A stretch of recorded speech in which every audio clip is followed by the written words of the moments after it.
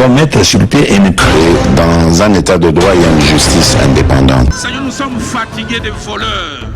Nous sommes fatigués de ceux qui s'enrichissent. Nous sommes fatigués de ceux qui ne voient que leurs intérêts.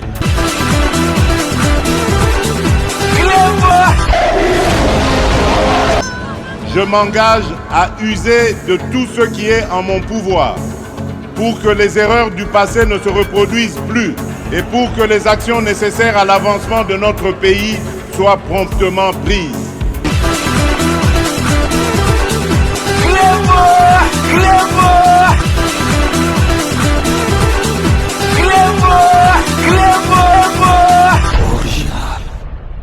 Salut et bienvenue sur Clébois Original. Merci de votre fidélité. 5 minutes avec César Ngadi. Tout le monde est d'accord et il en restera ainsi pendant très longtemps. Avant Nabanda émission Nangaya Lelo ya version ya la musique nako souhaité bino ba joyeux Noël parce que lelo tozali le 25 ezali mokolo po na ba chrétien po na biso ba croyant ezali mbotama ya Jésus-Christ mwana ya Nzambe. Donc vraiment na souhaité bino nyonso tout ba joyeux Noël. Je pense que donc ba fête et les cas qui bien réveillons les cas qui très malamu. Donc nabino surtout bo pesa liboso merci na Nzambe parce que a komisi biso jusqu'à le 25. Donc makambu surtout ezalaka na Nzambe mutu a décidaka. Donc na côté quand même ko s'excuser ce que qui voit nanga ezali un peu comme donc nazali enrimé. Donc cela n'empêche que na salle la bino émission na un peu coup de froid lors il y a ces jours nanga il y a Paris. Donc lelo na kozongela émission on a prometa ki bino na tcheki na mir nanga il y a rencontre ratée entre président de la République na biso Fachi Beton na Kagame na moni batu mususu bati ba commenter ba bien au grand prêtre César Ngadi émission wapi moni okimi ezala ki occasion ya ko se taire mais epesinga mawa parce que na lobaka peuple congolais tolinga mboka na biso o nyoso tout Félix Antoine Tshisekedi azali ko sala ezali po na mboka na biso mais epesaka mawa parce que congolais loko alingi ayebite heureusement que ezali minorité ya ba congolais na kocha ba nyoso tout na même sacte ba misusu neti biso tozali ba fasciste par conviction to comprenant de ebandelique il faut qu'on pesa confiance na Félix Antoine Tshisekedi. Na yebisaka bino à maintes reprises que pouvoir oyo ya Félix Antoine Tshisekedi ezali kaka ya peuple te ezali ya Nzambe.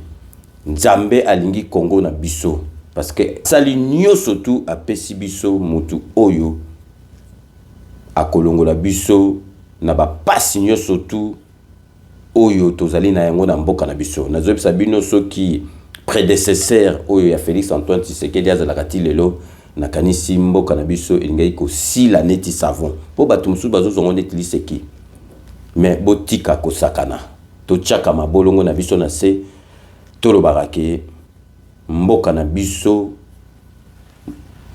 Nzambe alingi yango parce que bomoni Marc Félix Antoine Tshisekedi Fachi Beton président na biso azwaki pouvoir bomoni bandeli bokansate ke Kabila azalaki na bula kotika pouvoir atika qui ont pas qui pression donc bâtir contre mire na Félix Antoine Tshisekedi hyper kit donc à bois qui fromage on a baki ezaki masolo il y a système il y a les corbeaux les renards donc flatterie boina boy tant fromage quoi il y a baki fromage a changé esprit à la musique pour batu bandima kité bato babandoko loba lelo batikala na soni nani yango andima kike masolo oyo lelo Félix akokoma na pouvoir à 100%. Oui. Oui. Oui.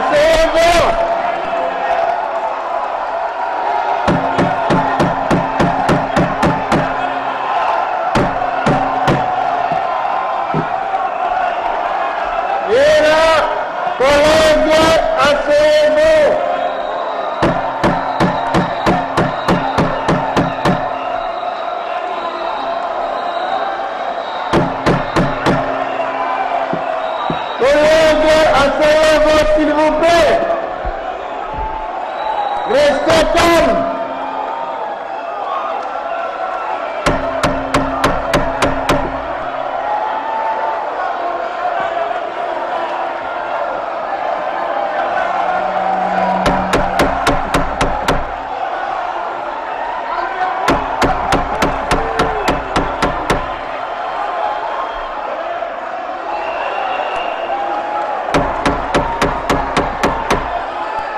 Et là,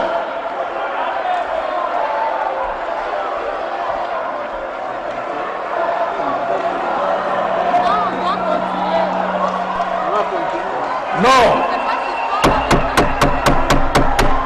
Oui. Silence, s'il vous plaît. Oui. Non. Non. Oui. Oui. Non. Oui. Non. Oui. Oui. Oui. Non. Non. Non. Non. Oui. Oui. Non. Non. Continuez, collègue. Non. Oui. Non. Non. Non. Oui. Oui. Non. La mention urgent estampillée sur la farde chemise portée en bandoulière par le Premier ministre Ilunga Ilunkamba était prémonitoire d'une grande décision. Le chef du gouvernement des coalitions a présenté ce vendredi sa démission auprès du chef de l'État, Félix-Antoine Tshisekedi Tshilombo, qu'il avait nommé en mai 2019. Déchargé de toute responsabilité, Sylvestre Ilunga Ilunkamba est sorti le main vide du bureau du président de la République et a fait lui-même l'annonce de sa démission. Vous connaissez comment a évolué la situation politique dans ce pays. Je ne vais pas épiloguer là-dessus. J'ai tiré en fin de compte les conclusions de cette situation et je viens en toute responsabilité et conformément à la Constitution de déposer la démission du gouvernement de la République. Je remercie le président de la République au nom de mon gouvernement. Je l'ai remercié de la confiance qu'il nous a témoignée dans le cadre de l'accord de coalition qui a permis à notre pays de connaître la première expérience de passation pacifique du pouvoir. En ce qui me concerne personnellement, je remercie le président de la République de la confiance et de la cordialité de relations que nous avons entretenues durant les 15 mois que je suis à la tête du gouvernement. Même si on le savait déjà déchu par l'Assemblée nationale, le dépôt de sa démission auprès du chef de l'État tourne la dernière page de la coalition FCC Cash. Les successeurs de Sylvestre Ilunga Ilunkamba sera connu dans les prochains jours. L'article 22 du règlement intérieur du Sénat que le président du bureau sortant, l'honorable Alexis Thambwe Mwamba, a procédé ce mardi 9 février à la remise et reprise avec le président du bureau d'âge, l'honorable Léon Mamboléo. Au cours de cette passation des pouvoirs, le président sortant a remis à son successeur tous les symboles du pouvoir et les différents documents de travail. Les devoirs républicains et les devoirs républicains sont sacrés. Symboles de nos attributs qui n'échappent à personne du ministre. C'était qui était dans l'ancienne série. Et ça, pour la discipline. Voilà ça. Je vous remercie. toutes les annexes, ainsi que le sceau. Le sceau et toutes ces annexes sont à votre disposition. Bonne chance, Président.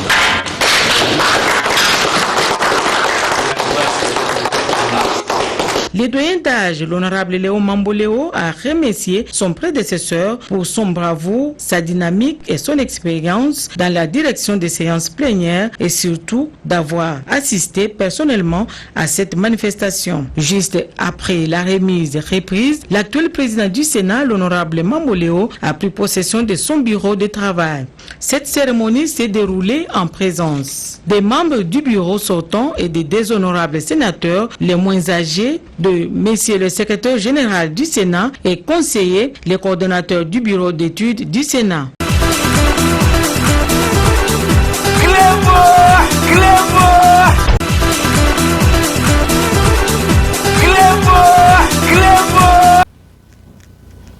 Babiloko prédécesseur na tchaki ezalaki po azonga na pouvoir, mais makambo nyonso tout tolobaka okoki kosala nyonso mais tobosana nzambe te.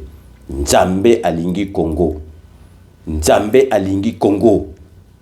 Bomoni bino moko na titre ndenge na lobby, donc tout au début de mon émission que bato mususu baseki balobi nini te na rencontre oyo Kagame asalaki tout la mwisi ya zaza. Ah, Félix abimi yuma, Facha bimi yuma, eloko nini ngwa kendoko sala, alobaki boye, boye na boye. Congolais, et mon son a vandi et pesa nga mawa. Congolais, pourquoi tolingi mboka na biso te? Eloko nyoso tu ya malamu na mboka na biso ezalaka mabe. Marché central tomoni, babandeli yango communauté ya bapoto. Et les groupes misusu ba poto ba marché mingi ezalaka ya libanda ya poto, ba marché couvert na ba poto eze belete. Mais yoka critique constructive te, mais critique ezaneti ke marché wana ezali eloko mabe.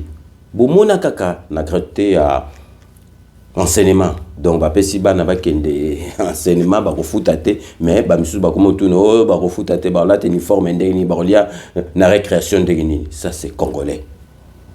Likamso ezali na mboka mosusu esalami bakosepela soki basalango na mboka na biso bakomi koyina. Bomonaki aéroport bakolongola biso, donc papier oyo bavion na biso ezo atterri sous te. D'ailleurs soki avion na biso oyo witi poto bavion ata ba compagnie étrangère witi na poto ekokita sur na aéroport anzili te ekokoma okita soki na Rwanda. So donc congolais azoko se moquer Namboka na enga, je préfère tolbinyo surtout eza malamu te, mais moi je préfère kolakisa côté ya malamu ya mboka na ngai ke na critikaka. To boite critique il faut être constructive, yemo ko to présenter ngazaka nga ba critiquer, mais ko critiquer pe ya solo, mais oyo likambo ezomona na mokili mobimba kezali malamu, mais yo olingi kondimate parce que olingaka Félix Antoine Tshisekedi, parce olingaka Félix Antoine Tshisekedi te, olingaka baluba te, olingaka UDPS, donc ozo critiquer, donc yo donc neps rabino mutum so a phasé azo boule lobby a robimisa borni nango oyo ekopesa kanda na bana mboka oyo ekosambusa mboka na ye ezali pasi na mawa na motema na makamsusu ozo tala ezo pesa yo posa olela nazo betela bino anecdote moko ya mukie pour bon na état d'esprit à présent au tozana na chance tozana présent au tozali na ye wana et si ko azali wana Félix Antoine Tshisekedi na yebsa ki bino ke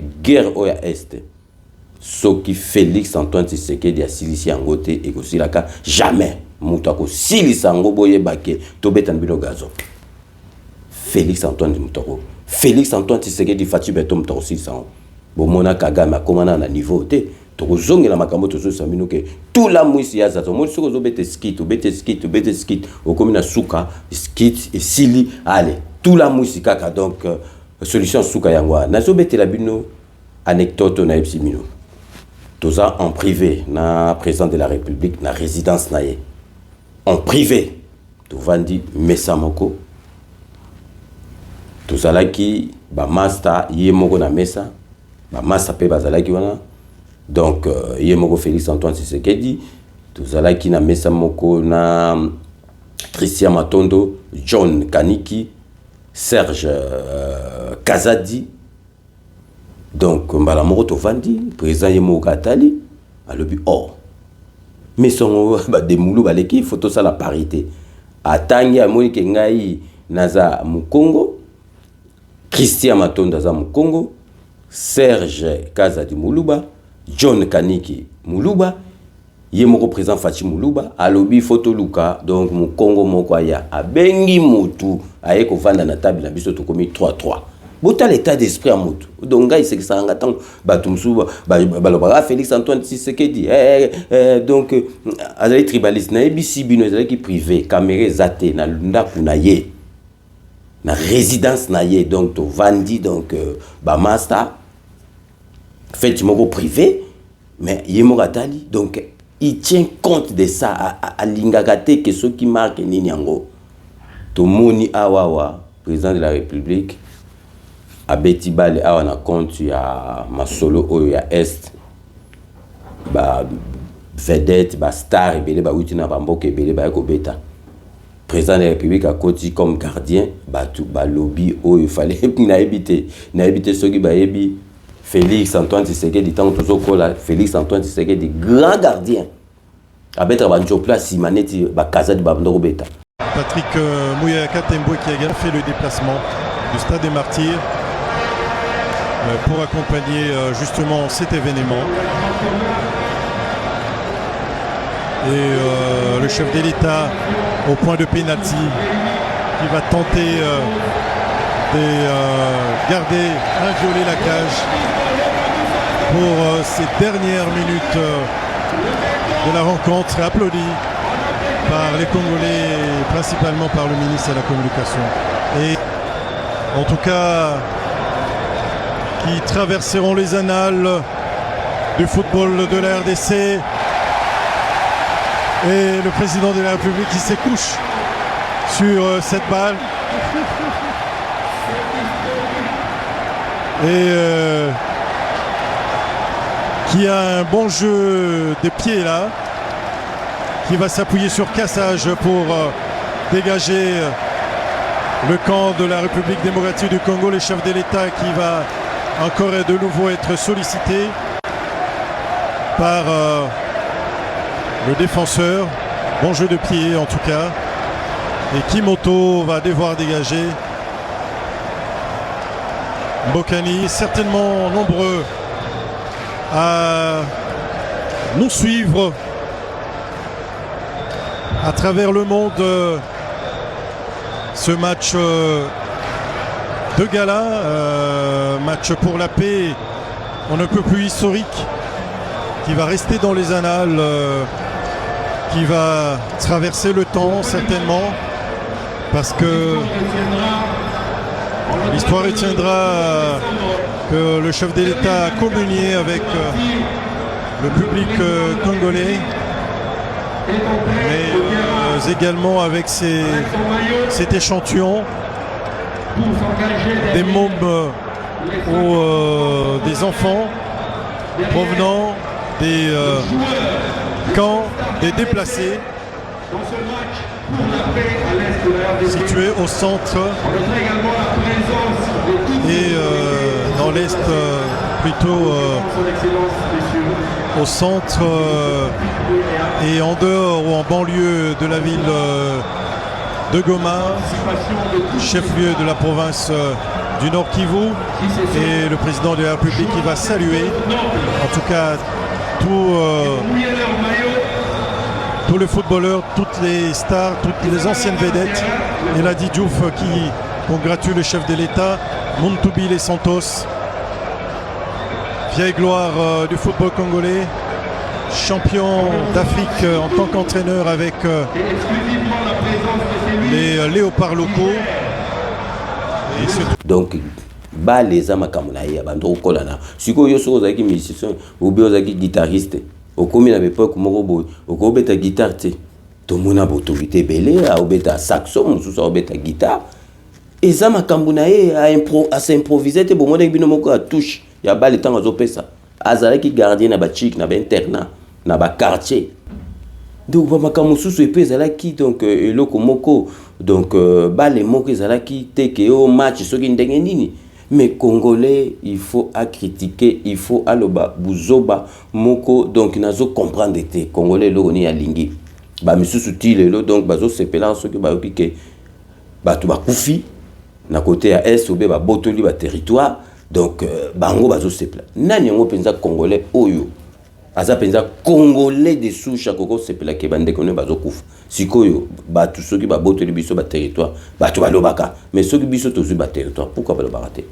Est-ce que vous avez une situation actuelle où toujours ça là, bah M23 kuna na est boye biango donc vous le belate il faut que biso tout le benazo tiki la bino pour l'industrie oyo ya ndeko na biso congolais oyo azana ba information moko penza la source kuna na est concernant guerre boyo ka oyo azali koloba mais batu mususu bakolakisa kango te batu mususu bakolobela kango jamais parce que balingi kaka koloba makambo mabe makambo oyo ekobebisa moral ya ba congolais makambo ekobebisa réputation ya mboka makambo ekobebisa donc mandat ya président de la République bino moko bolanda. Donc restez connectés sur Clébora Original, on revient tout de suite. C'est presque village moko à quelques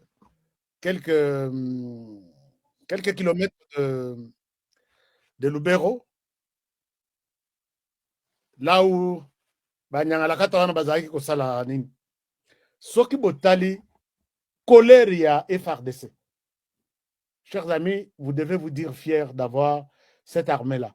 Obi ka makamunyo so to mona bato na bazo matalelo ba matilelo bazo mona na te et ozo comprendre que place o bato wana bazalaki. Alors depuis basali nomination chef basali changement wana il y a 48 heures maintenant ou 72 heures. Biso tout tomito na ka lobby. Non, lobby mutumo sanga que non. Le chef d'état-major général a commencé déjà le travail. Puisque nous nous sommes posé la question ici. Mais qu'est-ce qui manque que côté Nabiso va progresser? Pasteur Chouewe, Azalaki Nayeka Bongo Bongo, tu aurais critiqué ma capacité, mais moi je l'avais dit dans mes émissions de lobby, Vi Naye à la tête de l'armée. Chers amis, Sok Botali, ba soda ya RDC ba bimi ko kanisa ba bimi na lidusu moko boye depuis ba kota ki cantonnement ba tina ka bangote M23 mwana na mwana bendana. Je sais que lobby vidéo moko na salaki ba FARDC ba zotambola boye ba zo récupérer ba quartier généraux ya bisika ba nani M23 ba salaki ba tiona bango. YouTube m'a rappelé à l'ordre pour dire que je ne pouvais pas montrer ça. Mais oh, il y a les londés, c'est grave. Si je montre, je pense que YouTube a déjà un problème. C'est pourquoi nous avons toujours remis à rappeler à l'ordre à tout moment. Mais ce que je peux vous dire est que j'ai vu ce que l'armée a fait. Une démonstration spectaculaire au Izalaka, au Talibé au lobby, ce pays a une armée. Et ce qui wana te le lobby va récupérer presque tous les petits villages wana lelo boyoki Mambasa oyo nayoki na chaîne internationale TV5 na bango soko 24 basa déjà na Mambasa va récupérer Mambasa basa boye. Ce soir ici RDC a récupéré tous les petits villages autour de Mambasa na Mambasa ya Ngomoko. Et Tikali, mais comment ils sont parvenus à avancer très rapidement? Avion Nabiso, force aérienne, à côté na danse lelo. Yawanga na kanisa ki nabi, est-ce que bato yo, denge baziye bisaka biso balobi, oh, toza na missile anti-aérien, toko panza ba avion Nabiso. Lelo. Bozaki ya kolota, chers amis, les hélicoptères de combat ils saluent Moussala toute la journée. bapikoli na banzete soko otali nzete mobimba elongo boye elongo emati ekoya meme na 5 km. Sikoyo moi bato wana sikoyo kote bapalangani bamosusu. Mais ici je dois féliciter notre armée. Un officier supérieur m'appelle pour me dire Honoré, il faut féliciter l'armée. Bazo soigner atwana alors que bazaki bazo boma bazo buna na FARDC ba boma ba FARDC na biso mais o bakangi bango babandi ko soigner bango ba mususu eza lisasi te muto ezuye eza nzete tellement que basukoli bango nzete mususu ebetie elongoli elongoli lokolo ndambo ekei mais okomona FARDC aye abandi ko soigner lelo namoni bazo soigner soki combien ngana lobi bazali ko soigner mususu ngana bi batutu bazaki d'accord que bosila na ba nkambala moko bo avancer mokonzi moko ya armée qui m'appelle en disant non on a droit international parce que on a bazaba professionnel puisqu'on a droit international humanitaire balobi soki soda aza déjà na position wana bobeta masasite soki aza kobukana bo soigner ye s'il est vivant bo soigner bo memaye na structure médicale côté na bino bo soigner ye puisque il est aussi source d'information. Nathalie Nalobi, il faut féliciter l'unité de l'armée. Donc, votre armée est très déterminée pour remettre vraiment l'ordre en place. Alors, ici, Bazoïb Sanga Bobalobi, Tchelangaï quelque part, hein, puisque c'est la progression Oyo, effort Obiso Tozelaka du côté FARDC. Bozalakato, bozalakate. Lelo milela, milelo na milelo. Est-ce que Bokaï wapi? Mais dès lors qu'ils font un travail, il y a quoi encourager? Encourager, Bango Tchelanga quelque part, je suis FARDC. Je suis FARDC. Donc, les jeunes sont là, et puis Bazo filmer, Bazo en même temps, Bazo passe un message. Je souhaite que Bossala, Tosala Ndengwana, comme ça va nous être facile. Mais je vous donne un peu de détails sur ce qui s'est passé aujourd'hui. Je vous donne un peu de détails.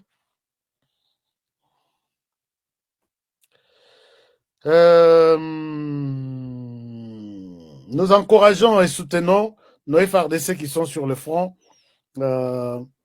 Objectif est la récupération de Ghana. Alors ça, c'est un Moutalikolo, Moutazobe Telanga Lisolo. Il y a Likolo. Moi, je suis très fier. Je vais parler, il y a nomination au chef à Salina, Katia Garde républicaine. Mais avant ça, Tosilana d'abord, dans le dossier FARDC sur terrain. FARDC sur terrain, Nalak Sabino, peut-être une autre nouvelle ici, très bonne. Pour avoir les informations à Souka. Ah ouais, je suis sur les messages de notre correspondant. Les FARDC récupèrent le village de Ndoluma à 60 km de Lubero, centre et fonce sur Ali Mbongo, mettant en œuvre ses biceps. Nous avons notamment des affrontements Ezalaki Lelo Makassi le matin, et puis dans la zone, puisque les M23 avaient commencé par attaquer à Mekaki Mekabiso, à Takakibiso, sur un village Kitumbiro, dans le but de foncer vers Lubero centre. Alors pendant ce temps, les FARDC, ils ont mis en œuvre tout. Donc les M23 ont disparu. Et beaucoup de place va quitter toute la journée d'aujourd'hui. Donc retour, il y a Kanda Nyonso. C'est ce qui s'est passé. Alors, ce qu'il faut retenir est que nous devons encourager les FARDC. Bah, image est horrible, je ne peux pas vous montrer. et dans la bamousous basiba nanu ba lokoti bangote puisque côté avion ezo bete la main ezo sala ezo cible banguna eza côté batuna biso bazate puisque soki ba pusani minduki ya avion et puis koko ila bango baza musika il faut peut-être lobby les ba wazalendo ba koleka ba ko identifier combien ont été basunga ki bango place wana minduki nini etikali wana ba récupérer et puis ba avancer bango porté disparu. Donc il faut encourager que le général Banza Aza c'est un garçon puisque l'ordre est venu de lui. Faites décoller. Alors puisque ordre ezalai koku ko uta pas général Banza na général Tumba na maison militaire. Ce qui va décider ba yebisi OK suko yemata emati. Et yaki ko vanda tamulai général Banza qui connaît la vérité dans la maison militaire, général Tumba Zawana, général Banza aye ce qu'on a commandement. Je pense que puis le Mobutu Landa bolandi situation actuelle. Donc Mikolo yo boyebake FARDC na ba wazalendo tozako sasa donc M23 na ndenge mo ko sakanate. Bino moko bolandi. Mais Congolais, ceux qui ont boyé, à cause de l'angoté, misusu, pesaka donc confiance na ba chaîne étrangère, donc ceux qui RFI lobby, ceux qui France 24 lobby, bandimi. Mais boyé ba RFI wana bazali na sima, ya ba Rwanda ba roloba makambo biso tozo sala malamuté. On a la landaga RFI, ceux qui César ngada lobby ezali ya lukuta.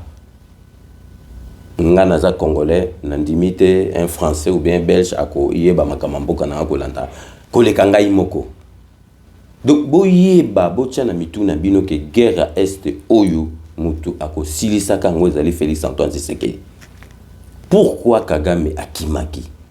Kagame ezali tout la mousse ya za akimaki parce que ceux qui yo ozali d'accord ozali mo Félix tala omoni batumsusu ba comprendre Félix Antoine Tshisekedi diplomatie ça omoni Félix Antoine Tshisekedi ba ko chai atana pays moko européen omoni makambo ezoleka na France Félix Antoine Tshisekedi sera na place à Macron belango vide se ba faire donc azana technique moko azali na politique moko ko le lisayo botuna bato bazalaka tsiko dans na prédécesseur ya Félix Antoine Tshisekedi botuna ya donc azan fin diplomate donc azan fin politicien donc ya ko sakanate akenda kana makambone malembe mais ya Félix Antoine Tshisekedi eratakate biso to yebi to zo sabino akenda ka malembe mais na suka ganga film akufarate bocha yango lelo na matoyi na bino kazo guerre oya este beaucoup mona Kagame sika kosuka na Angola akimaki parce que amoni aroya kolobanini donc Félix a memai facha memai na mama solonyo surtout a commis contre mi amoni donc soka ye lokote ezateke wa sabotaki wa tout la muisia za fasa za ina likambo kolobate fatia ko négocier jamais boyo ki so loba ki ngo ko négocier jamais ata surtout ba commission du wapi a ko négocier jamais bino boyebi Félix Antoine Tshisekedi donc qui têtu au Félix Antoine Tshisekedi azanango et ça défaite. Mais Congolais bilobela Congolais loko ya malamu akolobate akose placard ne loko ya mabe to la kisi bino exemple bomoni ba réalisation donc oyo boyebi stade de martyr boyebi tout autour un peu donc bizarre boyebi ba stade nyo surtout ya monde pembeni ba parking ezalaka makambo mais parce que masolo esilate beaucoup mona bazali kotonga arena pembeni mais beaucoup mona kalate place on est comme un complexe moko sportif au mini-sport bozomo na ba photo et koma place wana donc défaté beaucoup mona ndenge kokoma parce que dans le silagité donc ba turco bazotonga arena tant ba aussi ça va modifier sous donc stade ndenge za bozomo ndenge zokoma mais congolais koloba makambo te aloba kaka tolembi ba maquette bon avant basala eloko babandaka na nini bazoloba te na boulevard triomphal wana ndenge koma kitoko bomoni bino moko centre culturel et artistique pour le pays d'Afrique centrale, les numéro 1 Afrique centrale. Bon, moi, tant va inaugurer en exaté, tout comme il va saler belé.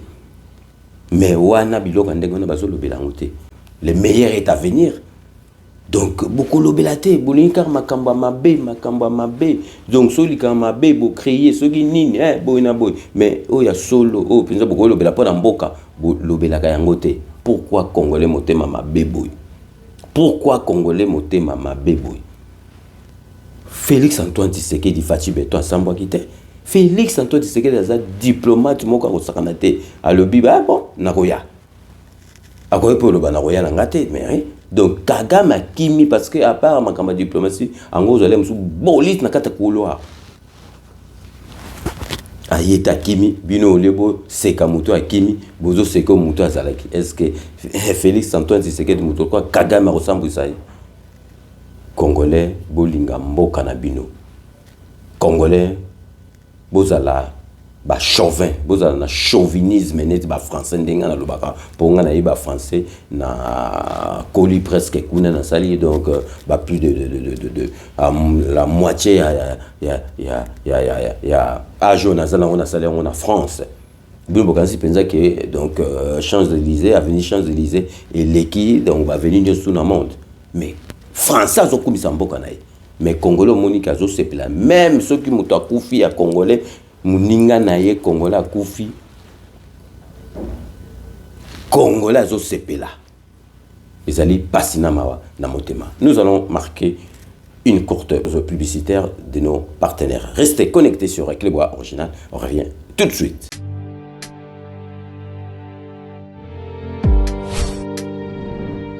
Avec Kodiasimo, voici encore une opportunité de devenir propriétaire à Kinshasa avec un apport à partir de $5 000.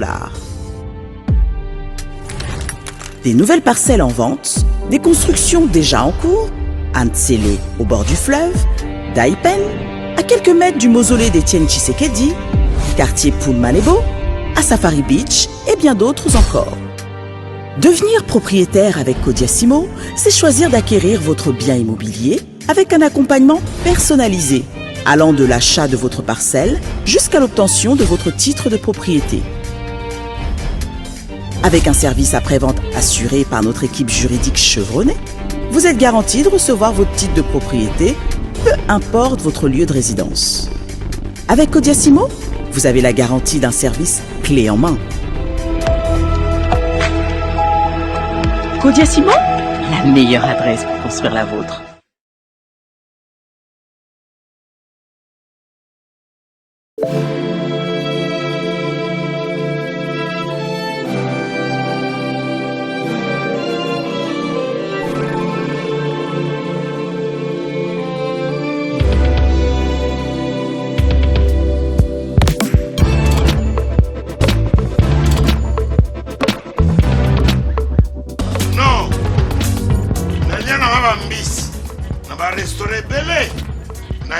Mambo Galaxy na côté poisson dans la mbisi pe ya mwana te haza minere te haza mukolo ndoboko liango familial botondi mbisi basangisa na crevette kaka ya mbisi basangisa na makemba basangisa na poivron basangisa na céleri basangisa na pomme de terre basangisa na munganza donc mbisi azu vitamine bazali susu na ngulu bazali susu makayabu brochette otobengi kamundeli mayebo to biloko nyonso ya mboka pa Galaxy mambo tozolia c'est mambo Galaxy tozosala mpa na bana mboka yango wana congolais mpona esika oyo kolela or ke bacongolais toyebani osali 6 mois okundi na propriété tie mosakana liso mais Galaxy mambo 8 ans quel restaurant eza mosika te. Au numéro 137, rue André Carman, à Aubervilliers, composez vite les 07 53 28 89 07. Galaxy Mambo, c'est du wow.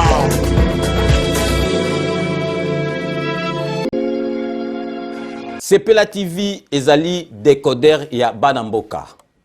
Sepela TV différence nango ezali na ba décodeur mususu o tozalaka nango na kati ya ndaku. Sepela TV botala ngo ezaka mukie. Eza mukie olingi ko voyager ozu yango o voyager nango. Parce que ba décodeur o biso tozalaka nango evandika na ndaku mais Sepela TV déjà eza mukie botala ozu o kolisi yango ka na poche na kosi na poche à veste o voyager o memi yango partout dans le monde ici que vous kende. Donc vous avez besoin il y a câble HDMI, courant na internet. Internet est comme partout, courant est partout. Donc ils ont plus de 500 chaînes surtout ya kitoko. Bilengi ba choix ya congolais kaka mutaoye bango. Donc congolais kaka mutaye bango. Congolais kaka mutaoye ba elengi nini yo kaka. Donc congolais kaka mutaye bango. Donc c'est relative ça. Ya Banamboka bozwa abonnement nango okozwa ngo ya ne mobimba okozwa ngo pe par mois au bengi bango na ba numéro na bango bozali komona. Donc Sepela TV ezali décodeur ya yo ya ngai. Donc ezali ya étranger te ezali ya Banamboka. Avec Sepela TV tout le monde est d'accord et il en restera ainsi pendant très longtemps. Bienvenue dans le monde de Sepela TV. Sepela TV est le décodeur qui vous permet de suivre les chaînes du Congo en direct de la diaspora. Chez Elbito Coiffure, toujours, ça marche comme ça là, avec la télévision là. Toujours.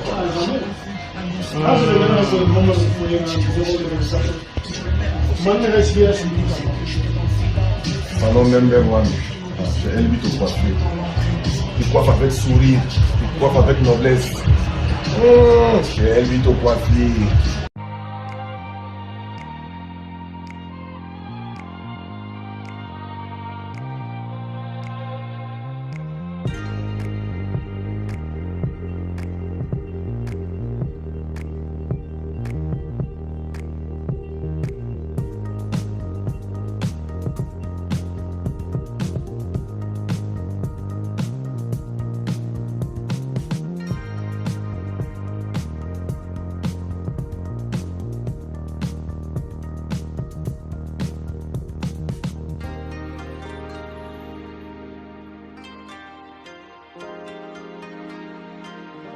De retour sur le plateau, merci de votre fidélité et bienvenue pour ceux qui viennent de nous rejoindre après ces bandes annonces relatives à ma partenaire Nabiso, Binomoko Boyoki. Donc, Tokore qui kotika yangote parce que na tournage émission parce que na pendant que avion nangai tant on a annoncé tournage émission il fallait na avion on a zonga Kisasa il fallait na transiter par Belgique na zo maman za nangali susu awa na kata Kisasa boyebi kengai na koma ko vivre na Kisasa na ebsabino déjà mais batu ba c'est sarate ko tunanga oh zali na Paris ozo tourner émission oh bozo landangai ça fait presque 2 ans na tourna kango na Kinshasa parce que na koma kovanda définitivement na Kinshasa depuis l'élection législative au biso tozwa kité na jija ki mieux que olena zonga na vanda na Kinshasa parce que kuna tozwa déjà ba retraite to boko libana to moni ba koko ba crédit esila ba nyongo ezate donc nazomona eloko na kosala te pe na minuto surtout tuni ba te beleo ba ya poto banda kala bazana besoin ya kozonga mais les mususu ba bonga mina nutela musu moyen ezate mais batu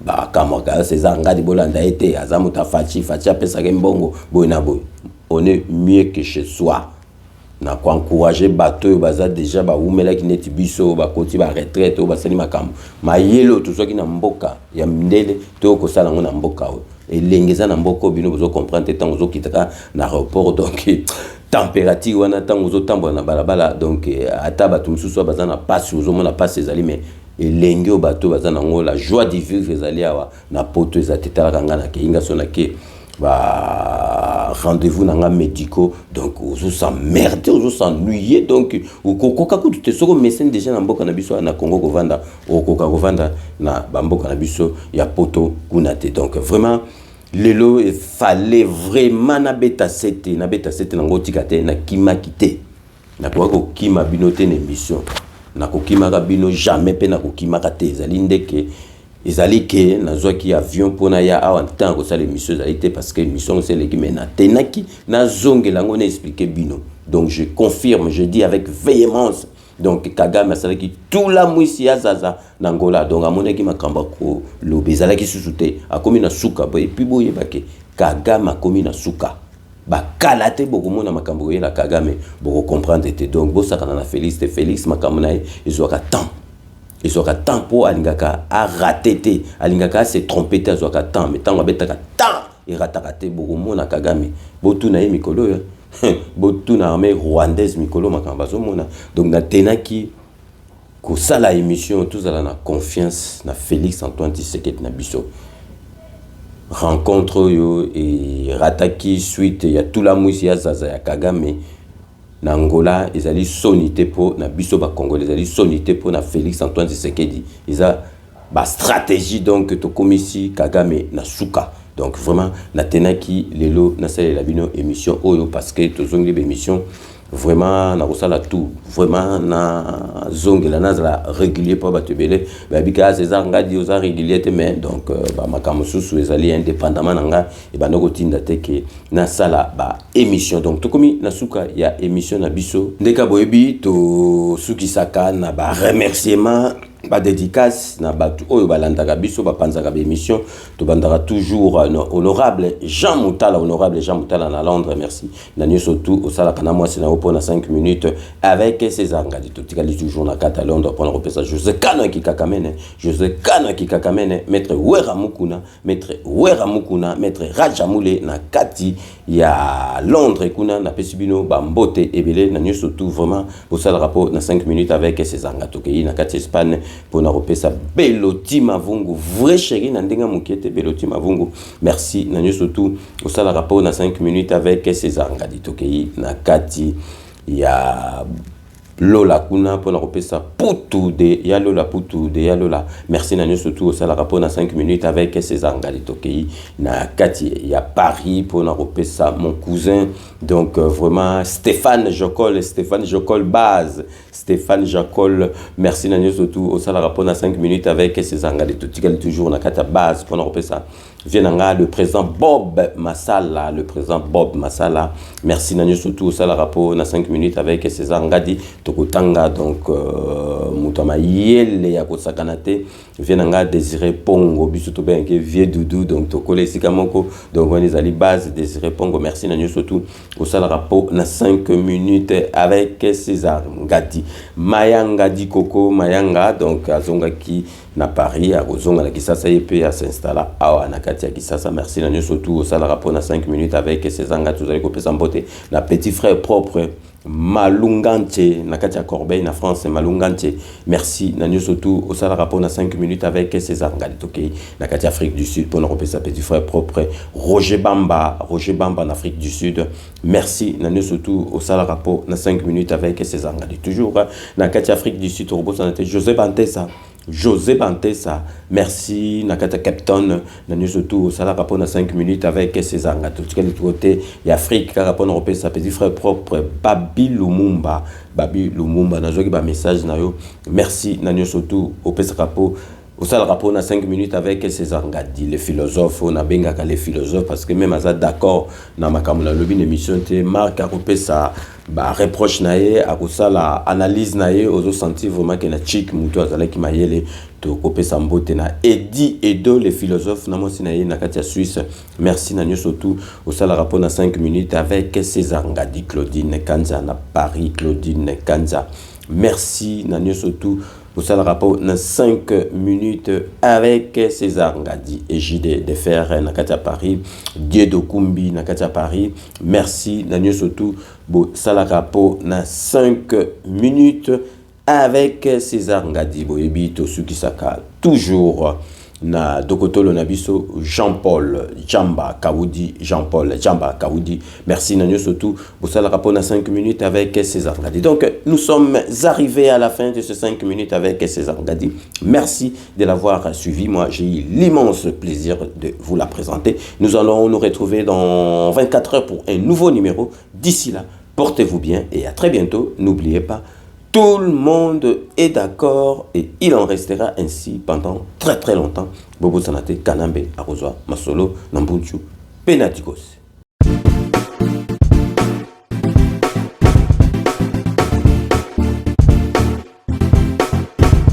doit mettre sur le pied une dans un état de droit et une justice indépendante. Seigneur, nous sommes fatigués des voleurs. Nous sommes fatigués de ceux qui s'enrichissent. Nous sommes fatigués de ceux qui ne voient que leurs intérêts.